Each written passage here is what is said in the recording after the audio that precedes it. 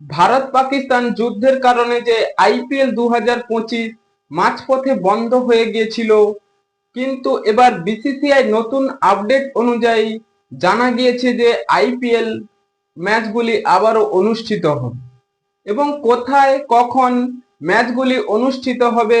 এবং কেকেআর ফ্যানদের জন্য সুখবর রয়েছে যে কেকেআর যেখানে চেন্নাইয়ের বিরুদ্ধে ঘরের মাঠে হেরে গিয়ে প্রায় কার্যত অনিশ্চিত হয়ে গিয়েছিল যে প্লে অফে যাওয়ার, সেই প্লে অফে যাওয়ার অনেকটাই আশা এবার কেকেআর।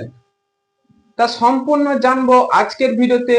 তার আগে কেকেআর এর ফ্যান হলে ভিডিওটিকে করো লাইক এবং ভিডিওর কমেন্ট বক্সে লিখে জানিয়ে দাও আমি কেকেআর। হ্যাঁ বন্ধুরা, আইপিএল 2025 সেই বিসিসিআই নতুন রূপে একটি ঘোষণা করলো যে এক সপ্তাহের মধ্যে আইপিএল আবারও অনুষ্ঠিত হবে। সেই ম্যাচগুলি হবে কলকাতা এবং হায়দ্রাবাদ এবং উড়িষ্যার কিছু অঞ্চলে।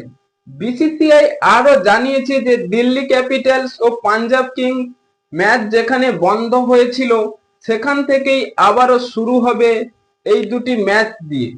আইপিএল এর জন্য এই ম্যাচ অনেকটাই গুরুত্বপূর্ণ, কারণ পয়েন্ট টেবিলে এক এক করে ভাগ করে দেওয়া হয়েছিল দুটি দলকে। কিন্তু কেকেআর এর জন্য তো সুখবর, কারণ পাঞ্জাব কিংস ও দিল্লি ক্যাপিটাল 1 পয়েন্ট নিয়ে তো প্রায় পাঞ্জাব কিংস 15 পয়েন্ট নিয়ে কোয়ালিফাই করে গেছে।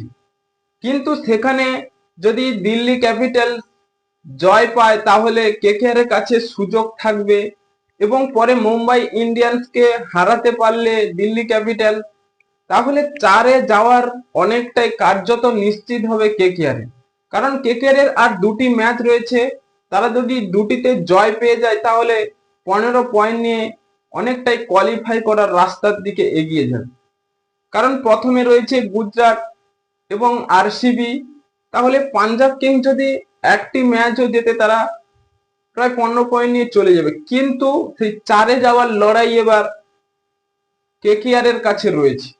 হ্যাঁ বন্ধুরা, আপনাদের কি মনে হয় কেকেআর কি সেই দুটি ম্যাচ জয় করে 15 পয়েন্ট নিয়ে কোয়ালিফাই করতে পারবে?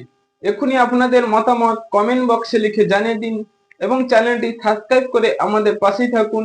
ভিডিওটি শেষ পর্যন্ত দেখার জন্য আপনাকে অসংখ্য ধন্যবাদ।